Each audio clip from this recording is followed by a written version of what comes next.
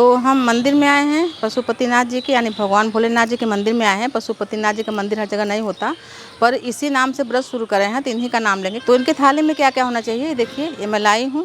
इनके थाली में क्या क्या है चलो दिखाती हूँ। तो ये थाल है पीतल की, कोई भी थाल आप रख सकते हैं। और फिर इसमें हम ओम लिख देंगे।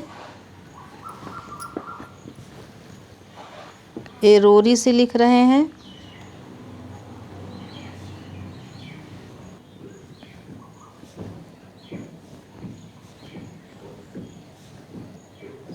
तो ये हम ओम लिख दिए हैं। सबसे पहले ये भी बता दूं कि आपके आसपास के मंदिर में जहाँ शिव परिवार हों, यानी शिव जी, शिवलिंग, नंदी और गौरी गणेश भी हों, स्वामी कार्तिकेय भी हों, वहाँ अगर मंदिर में पूजा करते हैं तो अति शुभ है।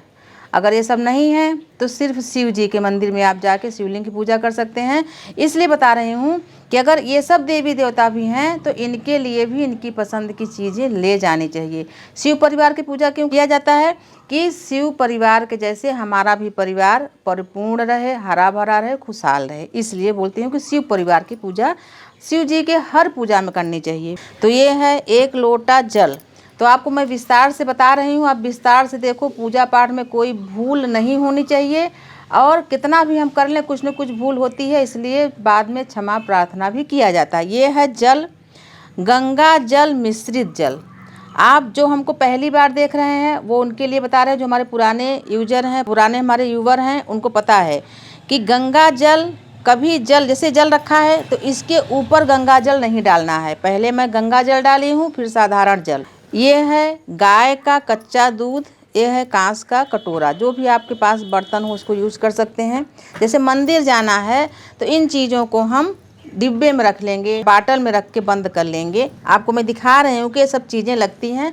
वैसे तो पंचामृत लगता है, पंचामृत अगर नहीं है, शहद, घी, दही, दूध, ये सब चीज़ें नहीं है तो सिर्फ गाय का कच्चा दूध भी पर्याप्त है। ये है बेल पत्र, माँ पार्वती और भगवान शिव जी को अति प्रिय है। यही बेलपत्र खा के माँ पार्वती भगवान शिव जी का बहुत दिनों तक तपस्या करी थी, तो इसको भी हम यहाँ रख लेते हैं, बेलपत्र भी। ये है पान का पत्ता। जैसे ये पान का पत्ता हम 8 लिए हैं, कहा है कि हम जहाँ पूजा करने जाएंगे वहाँ पर माँ पार्वती, भगवान शिव जी और नंदी जी ये सब हैं, तो उनके लिए चढ़ाने के लिए पान का पत्ता आप ज़रूर खरीद के रखें। ये है जनेऊ, यज्ञ पवित्र जिसको बोलते हैं, जिससे बरुआ होता है, ये भगवान शिव को और जो भी देवी देवता वहाँ होंगे उनको चढ़ाना पड़ेगा। ये है रुई, जिसमें सभी देवी देवताओं को इत्र भी चढ़ाया जाएगा। रुई अलग से रख लें, क्योंकि मैं बहनों को देखती हूँ कि बहनें भूल जाती हैं चीज़ें रखना, तो याद रखें। ये है रक्षा सूत्र। ये रक्षा सूत्र वस्त्र के रूप में चढ़ाया जाता है। आपके पास वस्त्र है तो आप वस्त्र भी चढ़ाएं, ये रक्षा सूत्र है। ये है धूप बत्ती, ये धूप बत्ती रख लें यहाँ पर। ये है श्रीफल, यानी जोड़े में चढ़ाना चाहिए श्रीफल, एक गौरी, एक पार्वती मैया को, एक शिव जी को श्रीफल है। और कभी भी शिव जी के ऊपर चढ़ाया हुआ नारियल को ला के फोड़ के नहीं खाना चाहिए। चढ़ाना यानी वहीं छोड़ के या दान करके चले आना, चढ़ा के वापस नहीं लाना चाहिए। ये है ऋतु फल, यानी अभी सावन का महीना लगने वाला है, आपको वीडियो में सावन में दे रही हूँ, तो ये अभी आम है, ये आम का फल है पका हुआ। ऋतु फल यानी ऋतु में जो भी फल, जब भी आप पशुपतिनाथ जी का व्रत करें, जो भी फल मिले उस समय, तो उस फल को आप शिव जी को अर्पण कर सकते हैं। एक ही फल मैं चढ़ा रही हूँ, केला और अंगूर, कुछ भी, सेव, कुछ भी चढ़ा सकते हैं भगवान जी को। ये है 6 दीप, ये 6 है दिया, मिट्टी का दिया है। इसको लिए बता देती हूँ कि ये 6 दिया लगता है। इस 6 दिया में आप ये देखिए, ये मैं बत्ती बना के रखी हूँ, आपको मैं दिखाना भी चाहूँगी।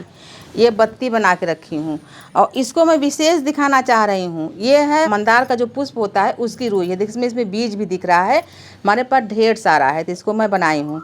मान्यता है कि इस रुई के बत्ती का, मंदार के रुई के बत्ती का एक दीपदान का 101 दीपदान का फल मिलता है, अगर एक दीपदान करते हैं आप। तो ये 6 है, देवी देवताओं को जोड़ा बत्तियाँ चढ़ती हैं। ये देखिए 2, 2 4, 2 6, ये साधारण रुई नहीं है, आसान ज़िंदगी में इसका वीडियो भी डला है।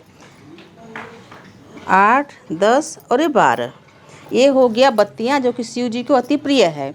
तो इसमें घी डालेंगे। ये देखिए गाय का घी, इसमें मैं डाल के नहीं दिखा रही हूँ। जब आप मंदिर जाएं तो वहाँ पर पशुपतिनाथ जी का हमेशा व्रत मंदिर में ही पूजा होता है। आप जब मंदिर जाएं तो वहाँ पर डालें, या फिर से डालेंगी तो पूरा थाल में छलक जाएगा। ये है चांदी की कटोरी में सफ़ेद चंदन, जो कि शिव जी को चढ़ेगा, नंदी को चढ़ा सकते हैं, और भगवान गणेश जी हैं अगर तो उनको सिंदूर चढ़ेगा। तो ये चांदी कटोरी में चंदन, किसी भी कटोरी में आप रख सकते हैं। तो चंदन भी हम यहाँ रख देते हैं। ये है सिंदूर। अगर गौरी मैया आपके यहाँ हैं तब सिंदूर रखें, वरना ना रखें।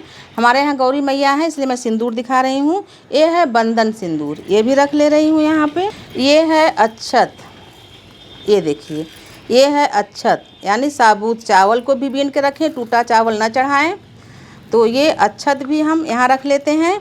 इसको 3 बार चढ़ाते समय धोना है। शिव जी को बिना हल्दी के अक्षत चढ़ाएं, गौरी मैया को, गणेश जी को हल्दी मिश्रित अक्षत चढ़ाएं। यह है पशुपतिनाथ जी का थाली तैयार कर रही हूँ पूजा के लिए। ये है कपूर। आरती करें, आरती के संबंध में बता दे रही हूँ। ये देखिए मैं आरती तैयार करी हूँ। इसमें छोटी छोटी बत्तियाँ डली हुई हैं। आप ध्यान से देखोगे तो घी में सिर्फ डुबाई हूँ। जब आरती करूँगी तो घी और इसमें डाल दूँगी। ये है कपूर, ये आरती के लिए है। आप इसमें भी देखेंगे तो इसमें भी पूजा का सामान है, यानी मैं अक्षत रखी हूँ, सिंदूर है और हल्दी है। हल्दी क्यों चाहिए? चावल रंगने के लिए। तो इसको भी हम इसी में रख लेंगे। अभी मैं यहाँ पर रख के दिखा दे रही हूँ कि सब चीज़ें लगती हैं। फिर ये है सुपारी, ये देखिए ये है छोटी सुपारी। जैसे मैं जहाँ पूजा करने जाती हूँ अमृत सागर कॉलोनी में, वहाँ पर शिव जी की मूर्ति है, शिवलिंग है, गौरी मैया हैं और नंदी जी हैं। तो सभी को 2-2 सुपारी चढ़ाऊँगी। एक एक पान और सुपारी देवताओं को नहीं चढ़ता। 2-2 सुपारी ली हूँ। आप भी रखें सुपारी को, बहुत इत्मीनान से देवी देवता का पूजन होता है। ये है लौंग, और ये फूल वाली लौंग है। आप देखें ध्यान से, टूटा नहीं होना चाहिए। देवी देवताओं को यही चढ़ता है, फूल वाली लौंग और इलायची। 2-2 लौंग और 2-2 इलायची देवी देवताओं को सुपारी के साथ पान में रख के सबसे अंत में चढ़ाना है, मुख शुद्धि के लिए। तो इसको हम इसमें रख देते हैं डिब्बी में अलग से। ये है इत्र। इत्र भी सभी देवी देवताओं को चढ़ता है, शिव जी को भी चढ़ता है इस पूजन में। वैसे भले न चढ़े लेकिन शिव जी को भी चढ़े। यहाँ रख देती हूँ। इत्र के लिए रुई आपको दिखा दी हूँ पहले से ही। तो ये है दुर्बा घास, जो कि हम नंदी जी को अर्पण करेंगे, शिव जी को नहीं चढ़ाते। शिव जी को सिर्फ हम बेलपत्री और पान पत्री चढ़ाएंगे। तो ये है दुर्बा घास, इसको हम यहाँ रख देते हैं। गणेश जी अगर रहेंगे तो गणेश जी को भी आप चढ़ाओ दुर्बा। और ये देखिए ये सच्चे रुद्राक्ष का माला है, जो कि आप शिव जी को अर्पण कर सकती हैं। ये देखिए ये है बड़ा माला, पंचमुखी रुद्राक्ष का माला, जो कि ओरिजिनल है। तो ये हम शिव जी को अर्पण कर देंगे। ये इसे हम डिब्बे में रख देते हैं, जो कि बहुत ही शुभ होता है। अर्पण कर देना यानी हम मंदिर में रखें, भगवान से उतार के नहीं लाएंगे, इसलिए हम चढ़ाने जाएंगे इसको। आप चढ़ा सके तो चढ़ाए, नहीं पुष्पहार भी चढ़ा सकते हैं। ये माँ गौरी को चढ़ाएंगे। कपूर की आरती करने के लिए अलग से दिया रख लें, या तो उसी में कर सकती हैं, अलग से भी दिया रख सकती हैं। ये है सफ़ेद पुष्पों की माला, जो शिव जी को चढ़ाया जाएगा। इसको हम बनाए हैं, इसको चढ़ाएंगे। ये है छोटा सा माला, गौरी मैया को चढ़ाएंगे। लाल रंग का माला है, इसको भी ले लें। अगर आपके आसपास कहीं सफ़ेद या पीले रंग का कमल हो तो आप उसको ला सकते हैं। और ये हैं पुष्प, जैसे कि हम संकल्प करेंगे जो भी भगवान जी को अर्पण करेंगे तो पुष्प भी रख लें अलग से माला के अलावा। ये देखिए ये है पलाश की पत्तियाँ। पलाश होता है चंद्र से संबंधित, और सभी देवी देवताओं को बहुत पवित्र माना गया है इसमें भोग लगाना। तो ये पत्तियां हैं, आप दोना ना बना सके तो पत्तियों में भी भोग लगा सकते हैं। ये है दोना। जैसा कि मान्यता है कि 3 दोना प्रसाद चढ़ेगा मंदिर में, 1 दोना आप वापस लाएंगे और 2 दोना वहाँ चढ़ा देंगे। तो हम कई दोना बनाए हैं, तो फिर भी हम 3 दोने में प्रसाद रख के आपको दिखा देंगे कि भगवान जी के थाली में क्या क्या होना चाहिए। तो ये हम बनाए हैं शिव जी के लिए अपने घर में प्रसाद के लिए बालूशाही। ये देखिए 1 दोना यहाँ रख देते हैं। और ये देखिए ज़रूरी नहीं है कि आप बालूशाही बनाएं, बहुत शुद्धता से बनाई हूँ प्रसाद। आप मिठाई चूरमा कुछ भी बना सकते हैं।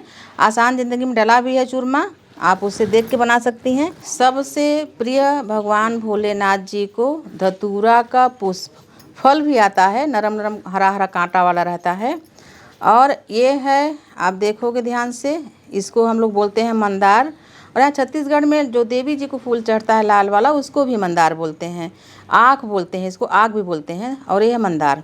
अब इसको मैं ध्यान से दिखाना चाहूँगी। इसमें देखिए ये फल लगे हैं, ये फल लगे हुए हैं। यही फल गुझिया के आकार का बड़ा बड़ा होता है, और इसी फल में ये रुई निकलती है। इसी की रुई भगवान शिव जी को एक दीप दान करने से 101 दीप दान करने का फल मिलता है। आप ध्यान से देख लें, जो शहर वगैरह में रहते हैं नहीं देखे होंगे। इसमें 2 फल लगे हैं, आप देखो, ये दोनों फल आग के फल हैं, इन्हीं का रुई निकलता है। तो ये भगवान शिव को, माँ पार्वती को और भगवान गणेश को भी चढ़ता है ये। तो इसको भी रख के दिखा दी हूँ। ये सारे चीज़ों की व्यवस्था हो जाए, यही सब सारे चीज़ें भगवान को 16 सोमवार में या सावन सोमवार में या जब भी पूजा करें तो लगता है। पशुपतिनाथ जी का जो व्रत होता है वो 5 सोमवार होता है। 5 सोमवार से आप ज़्यादा भी कर सकती हैं। और अगर गौरी मैया हैं तो इसमें श्रृंगार का सामान भी ऐड कर लेंगे, यानी कि ले लेंगे सभी श्रृंगार का सामान भी। गौरी मैया नहीं तो सब चीज़ें पर्याप्त हैं। और अंत में आरती के बाद दक्षिणा लगता है, तो देखिए दक्षिणा भी यहाँ रख दी हूँ। तो ये तैयार है पशुपति पूजन के लिए, भगवान भोलेनाथ जी के लिए ये पूजन थाली। तो आप जो पूजा करने जा रहे हैं इसमें जो सामान आप ले सकें ले सकती हैं। जो सामान बहुत ही आवश्यक है वो ज़रूर लें, और जो न मिल सके तो क्षमा प्रार्थना कर लें। आपको मैं 6 दीपक दिखाई हूँ, आप देख रहे हो। आगे पूजन करके दिखाऊंगी कैसे 5 दीपक भगवान भोलेनाथ को अर्पण करेंगे, 1 दीपक वापस घर ला के मेन गेट में दाहिनी तरफ जलाएंगे। तो मैं आपको पशुपतिनाथ जी की थाली में क्या क्या है दिखा दी हूँ। चलिए पूजा करके दिखाऊंगी, कहानी भी बताऊंगी, और क्या बेसिक जानकारियाँ हैं उसको भी दूंगी। तो इसी तरीके से आप हमारे साथ बने रहें, देखते रहें आसान ज़िंदगी। तब तक के लिए नमस्कार।